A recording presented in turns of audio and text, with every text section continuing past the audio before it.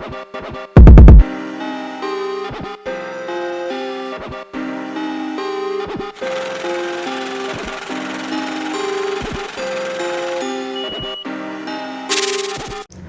Student, the guidance द्वारा तैयार catch up course के बायोलॉजी सब्जेक्ट के फर्स्ट एपिसोड आगामी बोर्ड इंटर एग्ज़ाम को क्रैक करने में आपके लिए मददगार साबित होगी। बायोलॉजी के यदि इंटर +2 सिलेबस की बात की जाए तो इसका संपूर्ण भाग 5 यूनिट में बटा है, जिसका first unit reproduction, second unit genetics and evolution, third unit के रूप में है biology and human welfare, fourth unit biotechnology and its application और फिफ्थ यूनिट के रूप में है ecology and environment. Catch up course के इस एपिसोड में रिप्रोडक्शन अर्थात जनन के first chapter reproduction in organic include किया गया है। इसके प्रथम भाग में ब्रेन बूस्टर पॉइंट के रूप में एनसीईआरटी समरी तथा दूसरे भाग में इस चैप्टर से रिलेटेड 20 महत्वपूर्ण ऑब्जेक्टिव क्वेश्चन को मैंने कंसेप्ट के साथ इंक्लूड किया है, जो इसी प्रकार के अन्य ऑब्जेक्टिव क्वेश्चंस को सॉल्व करने में आपको मदद करेगी। तो आइए चलते हैं chapter related brain booster point की ओर। लेकिन इससे पहले अन्य सब्जेक्टिव और ऑब्जेक्टिव क्वेश्चंस के लिए चैनल को सब्सक्राइब करें और बेल आइकन को जरूर दबाएं। पॉइंट के फर्स्ट पॉइंट के रूप में है जीव के जन्म से लेकर प्राकृतिक मृत्यु के बीच के अवधि को उसका जीवन काल अर्थात लाइफ स्पैन कहते हैं। दूसरा पॉइंट है जनन जीवों की वह क्षमता है जिसमें वह संतानोत्पत्ति क्रिया द्वारा अपने जैसे जीवों की उत्पत्ति करता है। यदि जनन के प्रकार की बात की जाए तो जनन 2 प्रकार के होते हैं, अलैंगिक जनन अर्थात एसेक्सुअल रिप्रोडक्शन, इसमें युग्मक की भागीदारी नहीं होती है, लेकिन सेकेंड टाइप लैंगिक जनन अर्थात सेक्सुअल रिप्रोडक्शन में युग्मक की भागीदारी होती है। अगला पॉइंट युग्मक अर्थात गेमिट के प्रकार से है। युग्मक 2 प्रकार के होते हैं। पहला नर युग्मक जिसे शुक्राणु अर्थात स्पर्म के रूप में जाना जाता है, इसमें गुणसूत्र का संख्या 23 जो एन फॉर्म में होता है। इसी तरह मादा युग्मक जिसे अंडाणु ओव्यूम के रूप में जाना जाता है, जिसमें गुणसूत्र की संख्या 23 अर्थात यह भी एन फॉर्म में पाया जाता है। ब्रेन बूस्टर पॉइंट के अगले पॉइंट के रूप में है अलैंगिक जनन का कुछ विविध रूप और उसका उदाहरण, जैसे ब्रायोफिलम या पत्थरचट्टा में अलैंगिक जनन किस अंग द्वारा होता है? तो ब्रायोफिलम अर्थात पत्थरचट्टा और साथ में एक कल्चू वाटिसिलेटा जिसमें अलैंगिक जनन की प्रक्रिया उसके पत्ती द्वारा संपन्न होती है। सेकेंड टाइप है ईस्ट या हाइड्रा में अलैंगिक जनन की क्रिया उसके किस भाग द्वारा होती है? तो मुकुल जिसे हम बर्ड कहते हैं। तीसरा पार्ट है पेनिसिलियम में अलैंगिक जनन की प्रक्रिया उसके किस भाग द्वारा होती है? तो पेनिसिलियम में अलैंगिक जनन की प्रक्रिया कोनोडिया द्वारा संपन्न होती है। इसी तरह एस्पंज और साइकन जिसे हम सीफा के नाम से जानते हैं, उसमें अलैंगिक जनन की प्रक्रिया जेम्यूल द्वारा संपन्न होती है। इसी तरह शैवाल और अमीबा में अलैंगिक जनन की प्रक्रिया खंडन द्वारा संपन्न होती है। और आलू जिसमें अलैंगिक जनन की प्रक्रिया कंद या तना द्वारा संपन्न होती है। ब्रेन बूस्टर पॉइंट के अगले पॉइंट के रूप में है जलाशय का महाविपत्ति किसे कहा जाता है? तो जलकुंभी को जलाशय का महाविपत्ति या वाटर हायसिंथ या बंगाल के आतंक के नाम से जाना जाता है। उसके बाद आम 2 वर्षीय पौधा है। नीला कुरेंजी अर्थात एस्ट्राविलैंथस क्वेना में 12 वर्ष में एक बार और अगैब तथा बांस में 50 से 100 वर्ष अर्थात पूरे जीवन काल में एक बार पुष्पन होता है। ब्रेन बूस्टर पॉइंट का अगला बिंदु निषेचन से है, जिसे नर युग्मक तथा मादा युग्मक के संलयन के रूप में जाना जाता है। निषेचन जनरली 2 प्रकार के होते हैं। पहला आंतरिक निषेचन और दूसरा बाह्य निषेचन। आंतरिक निषेचन सरीसृप अर्थात जो भी जीव रेंग कर चलता है, जैसे कछुआ, छिपकली, सांप, पक्षी, स्तनधारी, इसमें आंतरिक निषेचन होता है। जबकि बाह्य निषेचन मछली, उभयचर और शैवाल में हुआ करता है। अगला पॉइंट है जंतुओं। मादा में किशोरावस्था में अनेक प्रकार के हार्मोनल परिवर्तन आते हैं, जिसे प्राइमेट्स अर्थात दो पाया जीव, दो पैर वाले जीव जैसे मनुष्य, बंदर, गोरिल्ला में ऋतुस्राव चक्र के नाम से जानते हैं। जबकि नॉन प्राइमेट्स अर्थात चौपाया जीव जैसे कुत्ता, चीता, हिरन, चूहा में इसे मध चक्र या ओएस्टर साइकिल के नाम से जाना जाता है। अगला पॉइंट है युग्मक निर्माण की प्रक्रिया को युग्मक जनन या गेमिटोजेनेसिस कहते हैं। अगले पॉइंट के रूप में है जिस जीव में नर तथा मादा दोनों युग्मक बनते हैं उसे द्विलिंगी या उभयलिंगी या बाइसेक्सुअल ऑर्गेनिज्म कहते हैं। लेकिन जिस जीव में एक ही युग्मक का निर्माण होता है उसे एक लिंगी या यूनिसेक्सुअल कहा जाता है। यहाँ पे कुछ महत्वपूर्ण एग्जाम्पल दिया गया है, जैसे द्विलिंगी या उभयलिंगी का एग्जाम्पल है मक्का, रेड़ी, गुड़हल, सरसों, केचुआ, नारियल, फ्यूनेरिया, जोक, स्पंज, टेपवर्म और मटर, ये सब द्विलिंगी के अंतर्गत आते हैं।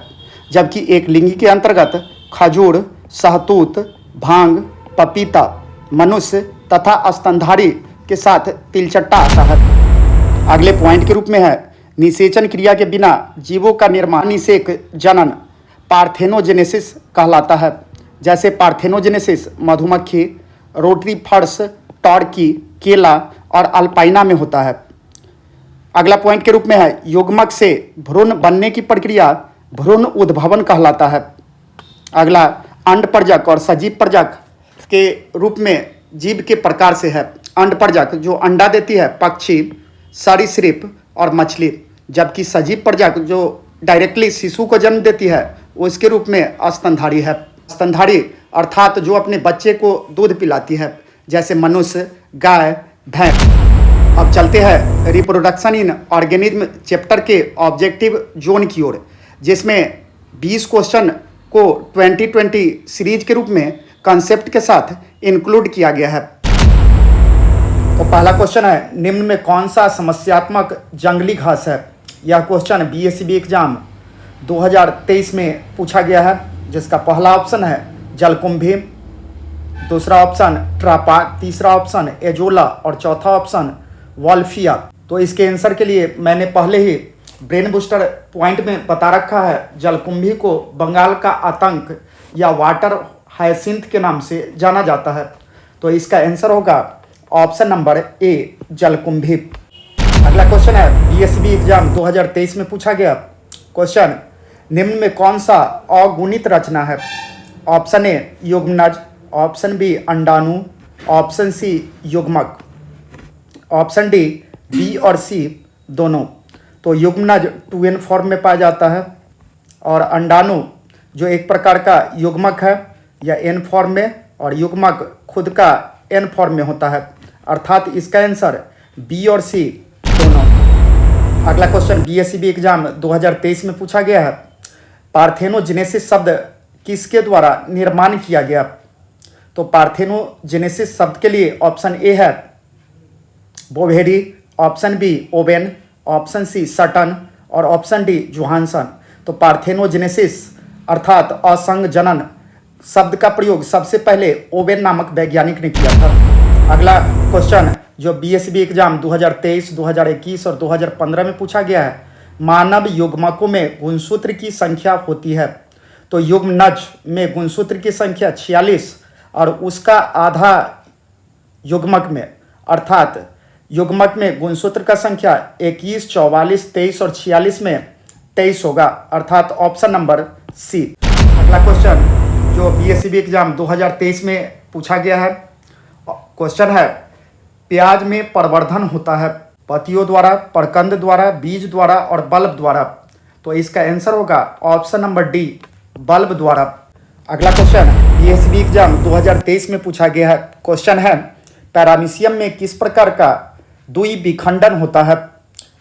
ऑप्शन ए है सरल द्विखंडन, ऑप्शन बी अनुप्रस्थ द्विखंडन, ऑप्शन सी अनुदैर्ध्य द्विखंडन और ऑप्शन डी ऑब्लिक द्विखंडन, जिसका आंसर होगा ऑप्शन नंबर बी अनुप्रस्थ द्विखंडन। अगला क्वेश्चन जो 2023 में पूछा गया है, क्वेश्चन है समयुग्मक पाए जाते हैं, अर्थात जिस जीव में दोनों युग्मक समान होते हैं उसे समयुग्मक कहते हैं। ऑप्शन ए है इसके लिए मेढक में, ऑप्शन बी है फ्यूकस में, ऑप्शन सी है पक्षी में और ऑप्शन डी क्लाइडोफोरा में, जिसका आंसर होगा क्लाइडोफोरा। अगला क्वेश्चन भी पीएससीबी एग्जाम 2023 में पूछा गया है। जब नर आकृति में मादा से भिन्न होता है तब इसे कहते हैं। ऑप्शन ए है समलैंगिकता, ऑप्शन बी यौन द्विरूपता, ऑप्शन सी विषम लैंगिकता, ऑप्शन डी उभय लिंगता, जिसका आंसर होगा ऑप्शन नंबर बी यौन द्विरूपता। अगला क्वेश्चन पीएससीबी एग्जाम 2021 में पूछा गया है। क्वेश्चन है द्विखंडन किसमें पाया जाता है। इस क्वेश्चन के आंसर के लिए हमने ब्रेन बूस्टर पॉइंट में ऑलरेडी बता रखा है। इसका ऑप्शन है option number A amoeba, option B paramecium, option C A और बी दोनों, ऑप्शन डी इनमें से कोई नहीं। तो द्विखंडन अमीबा में भी और पैरामीशियम में भी पाया जाता है, अर्थात इसका आंसर होगा ऑप्शन नंबर सी ए और बी दोनों। अगला क्वेश्चन पीएससीबी एग्जाम 2021 में पूछा गया है। क्वेश्चन है कायिक प्रवर्धन में क्या संभव है। तो कायिक प्रवर्धन जैसा कि जानते हैं अलैंगिक प्रजनन का एक रूप है और इसके ऑप्शन है ऑप्शन ए अलैंगिक जनन, ऑप्शन बी लैंगिक जनन, ऑप्शन सी ए और बी दोनों, ऑप्शन डी इनमें कोई नहीं। चूंकि कायिक प्रवर्धन अलैंगिक जनन का एक रूप है, अर्थात कायिक प्रवर्धन में अलैंगिक जनन संभव है, अर्थात इसका आंसर होगा ऑप्शन नंबर ए। अगला क्वेश्चन पीएससीबी एग्जाम 2015 और 2021 में पूछा गया है। जब संतति की उत्पत्ति एकल जनक द्वारा होती है तब यह कहा जाता है अलैंगिक जनन, ऑप्शन बी है लैंगिक जनन, ऑप्शन सी ए और बी दोनों, ऑप्शन डी आंतरिक निषेचन। तो जब संतति की उत्पत्ति एकल जनक द्वारा होती है तब इसे अलैंगिक जनन कहते हैं, अर्थात इसका आंसर होगा ऑप्शन नंबर ए अलैंगिक जनन। अगले क्वेश्चन के रूप में है अदरक में कायिक प्रवर्धन किसके द्वारा होता है, जो बीएससीबी एग्जाम 2020 में पूछा गया है। ऑप्शन ए है राइजोम, ऑप्शन बी जड़, ऑप्शन सी ट्यूबर और ऑप्शन डी बल्ब, जिसका आंसर होगा ऑप्शन नंबर ए राइजोम। अगले क्वेश्चन के रूप में है निम्न में किसमें पादप का अगुणित होता है, अर्थात एन फॉर्म में पाया जाता है। इसके लिए ऑप्शन है शैवाल, option B bryophytes, option C कवक और ऑप्शन डी इनमें सभी, जिसका आंसर होगा ऑप्शन नंबर बी ब्रायोफाइटस। अगले क्वेश्चन के रूप में है पादपों में एम्फीबियन जिसे उभय स्तनी के नाम से जाना जाता है किससे संबंधित है। इसका ऑप्शन ए है शैवाल, option B bryophytes, option C कवक और ऑप्शन डी टोरिडोफाइटस। तो इसका आंसर होगा पादप का सबसे बड़ा कुल ब्रायोफाइटस, अर्थात ऑप्शन नंबर बी। अगले क्वेश्चन के रूप में है निम्न में कौन जंतु उभयलिंगी नहीं है। ऑप्शन ए है फीताकृमि, ऑप्शन बी केचुआ, ऑप्शन सी घरेलू मक्खी और ऑप्शन डी जोंक। तो फीताकृमि उभयलिंगी है, केचुआ भी उभयलिंगी है, जोंक भी उभयलिंगी है। तो इसका आंसर होगा ऑप्शन नंबर सी घरेलू मक्खी। अगले क्वेश्चन के रूप में है मुकुलन द्वारा जनन किसमें होता है, जो बीएससीबी एग्जाम 2015 में पूछा गया है। ऑप्शन ए है yeast, option B paramecium, option C penicillium और ऑप्शन डी इनमें सभी। तो इसका आंसर होगा ऑप्शन नंबर ए ईस्ट। अगले क्वेश्चन के रूप में है अंडपरजक है, जो बीएससीबी एग्जाम 2015 में पूछा गया है। ऑप्शन ए मुर्गी, ऑप्शन बी सांप, ऑप्शन सी मगरमच्छ और ऑप्शन डी इनमें सभी। तो मुर्गी पक्षी वर्ग के अंतर्गत जो अंडपरजक है, सांप सरीसृप और मगरमच्छ भी सरीसृप है। और मैंने ऑलरेडी ब्रेन बूस्टर पॉइंट में बता रखा है रेप्टिलिया अर्थात सरीसृप और पक्षी दोनों अंडपरजक है। अतः इसका आंसर ऑप्शन नंबर डी, इनमें सभी। अगले क्वेश्चन के रूप में है, निम्न में कौन एक लिंगी है? जो बीएससीबी एग्जाम 2011 में पूछा गया है। ऑप्शन ए है सरसों, ऑप्शन बी गुड़हल, ऑप्शन सी पपीता और ऑप्शन डी इनमें से कोई नहीं। तो सरसों द्विलिंगी है, गुड़हल भी द्विलिंगी है, तो इसका आंसर होगा ऑप्शन नंबर सी, पपीता।